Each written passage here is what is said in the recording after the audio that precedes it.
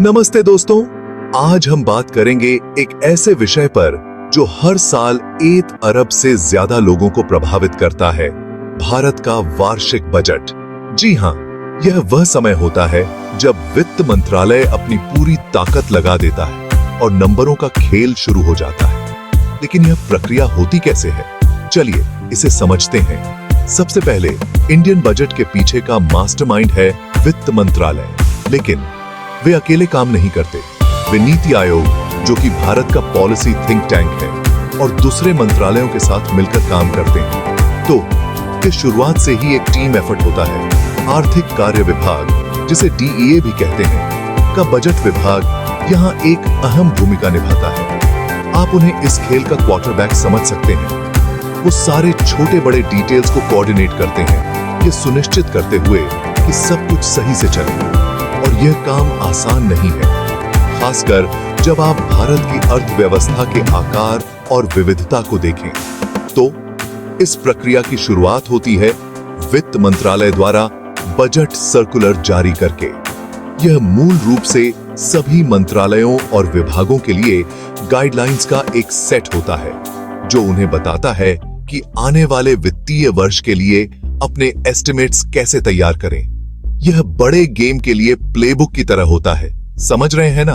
एक बार जब ये एस्टिमेट्स आ जाते हैं तो DEA एक्शन में आ जाता है। वे हर एक प्रपोजल की बारीकी से जांच करते हैं और यकीन मानिए, यहीं असली मेहनत शुरू होती है।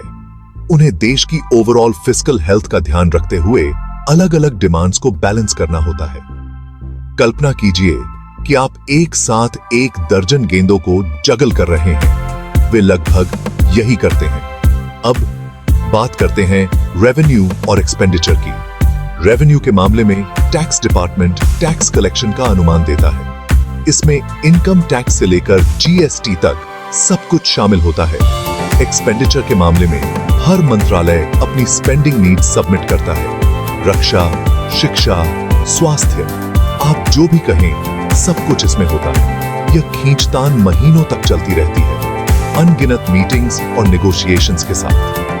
अंततः प्रपोजल आकार लेना शुरू कर देता है। यह एक नाजुक बैलेंसिंग एक्ट होता है, जहां फिस्कल डेफिसिट को नियंत्रण में रखते हुए विकास के लक्ष्यों को पूरा करना होता है। इसके बाद वित्त मंत्री डेव में आते हैं। वे पूरे ड्राफ्ट की समीक्षा करते हैं और कैबिनेट को अप्रूवल के लिए भेजने से पहले उसमें बदलाव करते हैं। एक बार जब कैबिनेट हरी झंडी दिखा देता है तो शो टाइम शुरू होता है।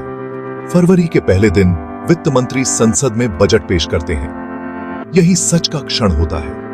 हर नंबर, हर पॉलिसी रिकमेंडेशन को स्क्रूटिनी के लिए रखा जाता है। संसद सदस्य इस पर बहस करते हैं, चर्चा करते हैं और अंततः वोटिंग होती है। अगर इसे मंजूरी मिल जाती है तो बजट वित्त विधेयक के रूप में पारित हो जाता है और कानून बन जाता है। और इस तरह अगले वित्तीय वर्ष के लिए पहिए घूमने लगते हैं। तो लीजिए, आपने देखा इंडियाज एनुअल बजट कैसे बनता है। यह इकोनॉमिक्स, पॉलिटिक्स और कड़ी मेहनत का एक अद्भुत मिश्रण है।